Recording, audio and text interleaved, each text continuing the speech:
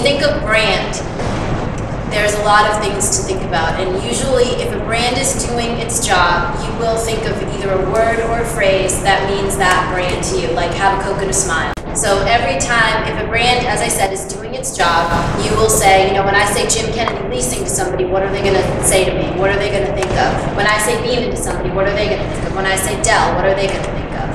And so it's not so much what we think about our brand or the company that we work for or the service we provide, it is what everyone else thinks about our brand.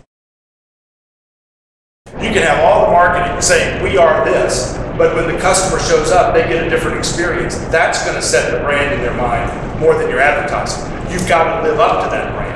And you've got to live up to it not only internally, but also externally. So your customers, your former customers, your clients, your employees, that everybody from the bottom up is aware of what the brand is, what we're trying to be, and then delivering on it. Because the marketing will frankly raise the bar as the expectation, and then when you fail to deliver it, it's going to leave an even more disaffected customer or client. So you got to know what you're trying to be, whether you've honed in on what that experience that you can actually deliver, and then you have to deliver it as well. And companies that fall are the ones that have either failed to keep focus on what their brand is, they fail to correct that, they think they're just going to do more advertising, drive more bodies in for a bad experience that is even a faster route to your company going out of business, rather than correcting it. Starbucks, we talked about Starbucks.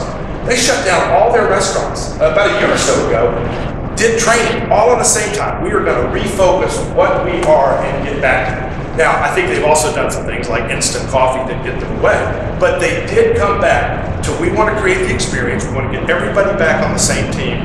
We're going to go right back to the basics of doing what we're supposed to be doing to get back to our brand. They didn't just run more advertising. You look at other companies that have kind of expanded what they do. I'm not sure McDonald's is doing that, and they're doing like lemonade, strawberry stuff. They've gotten into so many other different products that they may be getting away from their brand. Again, consistency, dependability, do what you do better than anybody, and leave, you know, everything else off to somebody else to try and maybe get that niche. But you've got to get back to your basics. And Starbucks, to their credit, shut everything down for a day, got right back to it. And I don't know about you all, but the experiences at Starbucks improved dramatically after that, because it was that focus, it was that get back to basics. Because what Starbucks did was brewed an excellent cup of coffee, right? That's what they started out as, that's what they did. And then they got away from that. And this is a mistake that people make. They try to expand their brand because they think they're going to capture more market share, they think they're going to make more money. So they pick the one thing that made them a success, and then they say, well, that's not enough, so now we need to do this, we need to have sandwiches, and now we're going to have pastry.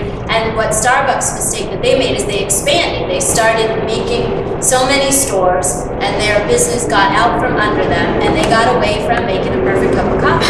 And when Howard Schultz came back on board to correct a company that was failing, he's the one that shut down everything and said, we're going back to making a perfect cup of coffee. And everybody told him he was crazy, that he was going to lose so much money for shutting his stores down, and he said he didn't care because they had gotten away from what made them a success in the first place, which was brewing a perfect cup of coffee and making sure that the baristas inside every store knew how to do that.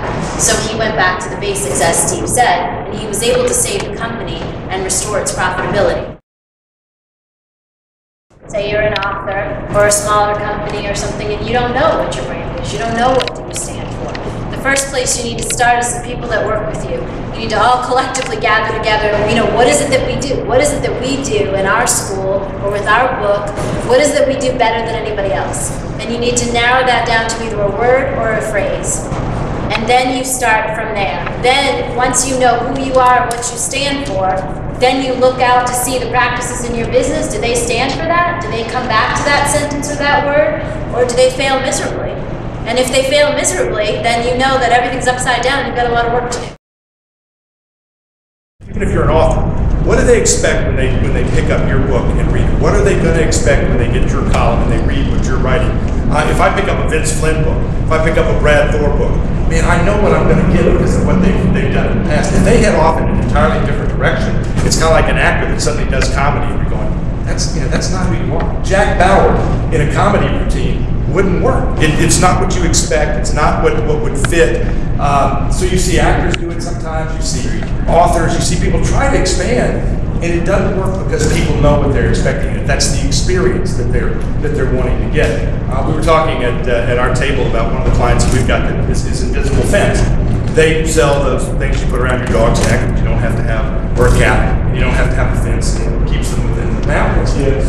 Or kids, if you can get them to wear the things. My boys can always figure out how to unhook the things. And the bottom line is they're not selling technology. And what we pitch for them is they're selling taking care of the pets. You know, they're putting their emphasis on the pets, the dog, the cat. You know, we take care of Toby. You know, we take care of Butch. You know, not we sell technology. So you want to make sure that you're branding yourself as what you really are also. We take care of pets. We were talking about Jim Kennedy sales and leasing. They have pictures on the wall of everybody that's bought cars at their place. You walk in, there's this whole wall of people standing next to the cars they bought back in, I think, 1998. There were some old ones up on the wall. They're not selling cars, they're putting people in cars. You know, if you're making that personal connection, if you're making that human connection with your customers and with your potential customers, you're creating that experience we're talking about. That's going to make that brand create those customer advantages. Where you are now is a product of what you've been doing. So if where you are now is somebody that doesn't make as much money as you want to make, well, how do you spend your spare time? You have to start taking yourself to task and being honest with yourself about, okay, if I want to make a six-figure income, who do I have to be to make that happen? I probably need to be somebody that gets up, you know, a little bit before the alarm rings and, you know, jumps out of bed and gets myself going and, you know, makes a list of things to do every day and has some goals and maybe, you know, doesn't watch 7 hours of television every night until I fall asleep and pass out comatose. Probably not a good plan. You're probably not going to get to where you want to be. So you have to, like Steve said, you have to start thinking about what you want, who you want to be, and then you have to live into that. Chick-fil-A is another one that when you think about, you know, they really have made their family brand a part of, again, it's the experience. We were talking about the fact that you've got like flowers on the table. The manager will come by and say, would you like a refill on your Coke? They're closed on Sundays. And we were talking that people, you know, will actually go there because I want to support what they're doing. And part of what you want to create, and we were actually talking at length at our table about this, is getting your customers to go sell for you. And that's when you've really made that brand. And you've got that almost addiction where you got a Mac person, an Apple person, they swear by it. They're out there telling you, you got to have one of these, you got to try one of these. Same thing's true with Harvard. I mean, you know, they are just absolutely devoted. They're your best salespeople. If you can make your brand strong enough that your customers are devoted to you, they're going to go sell for you.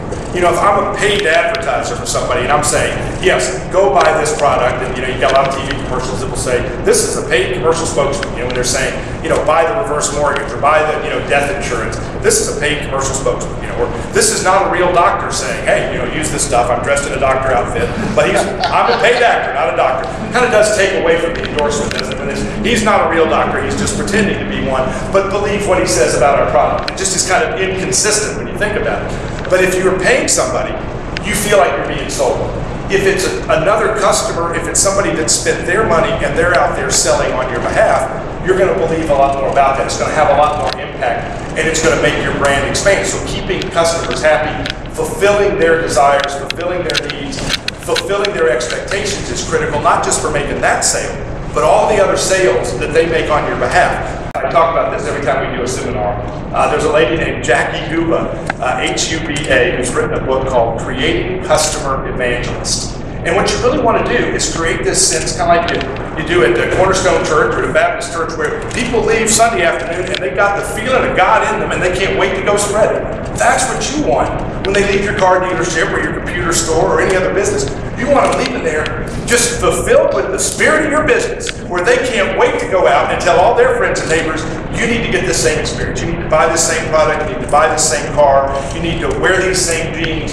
You want them selling for you because it's going to have more impact on your business than the paid commercial or the branding you do generally if you've got customers out there that are selling on your behalf. By the same token, if you make a mistake with a customer, they're also going to be talking. You've got to be quick to correct mistakes, because that mistake is going to multiply as well. Restaurants in particular, if you have a bad experience in a restaurant, it is going to be awfully hard to drag you back in. You might cut some slack on a product that you've been dealing with, and you've had good experiences in the past. One bad meal, one bad restaurant experience can really cripple a restaurant because you're not going to go back. And if you go back a second time and you have a bad experience, it's over. You will never try a third. So that consistency that we're talking about with McDonald's and the others, it is critical, particularly in the upper dollar restaurants, that if you mess up, you might get one more shot at it, but you're not going to get beyond that. So creating the customer evangelist to go sell for you, again, it's Jackie who created customer evangelist. Some of the examples she gives are sports teams. You know, we actually pay a lot of money, about $120 a jersey for Titans gear, to go promote sports teams. We pay them money to wear their billboard. You know, most everybody else pays us to, you know, to advertise or something. We pay them so we can go advertise their products. That's a customer evangelist. Harley, and Noel can talk a little about Harley. Harley does that same thing. I mean, you know, somebody that's a Harley person is not going to be caught dead on a Kawasaki. I mean, that would just be like the worst affront possible. The fact that I even mention those in the same paragraph would be an affront to most Harley. I'm a Harley guy. We always have this argument that I'm not really a Harley guy. I just want to be a Harley guy. And there's a great story. There's a great story. Harley had a hard time convincing Wall Street what their stock was really worth because they kept trying to, you know, bump their stock price. And the Wall Street experts were saying, no, you sell motorcycles. There's X number of people that are going to buy motorcycles. This is what the stocks are worth. And it wasn't until Harley convinced them, again, we're back to that experiential aspect of your brand, until they were able to convince Wall Street that they weren't selling motorcycles. They were selling the opportunity for a 50-year-old guy to put on leather, ride through town, and scare the hell out of you. That's what they were really selling. A 50-year-old accountant putting on leather, and people would be afraid of it. That experience is what they're selling. And if you go to Harley to the store, they got bikes, they got $24,000, $25,000 bikes there, more expensive ones. But what are they selling to live the daylights out of? T-shirts, jackets, all that other stuff. The same way you go to Cracker Barrel, they make more selling the stuff outside before you ever get into the restaurant. Harley sells an experience, they sell stuff, they sell, I'm part of the team. And that's what you want to create with your customers, that we're part of the team under that brand. A mistake that a lot of people are making in social media is they're trying to use social media to sell their product or service. Big mistake with social media. Social media works when what you're trying to do is create a relationship with the people out there. That's really what social media is doing, that's what it's there for, and that's how it can work to your best advantage with your business. When you go on social media, your Facebook or your Twitter, and you're just posting, you know, a sale, or you're just telling them about how great you are, and you're not trying to interact with them, you know, people don't care about that. All people ever want to do is be a part of something, right? They want to be a part of the group. That's why Facebook is such a success. People want to be a part of something. They want to be a part of a community. They want to be a part of a group. They want to be a part of a conversation. They want to feel important. They want to feel like they matter. And when you use those social media tools to take your brand out there and contribute to the community, then the social media stuff will work for you.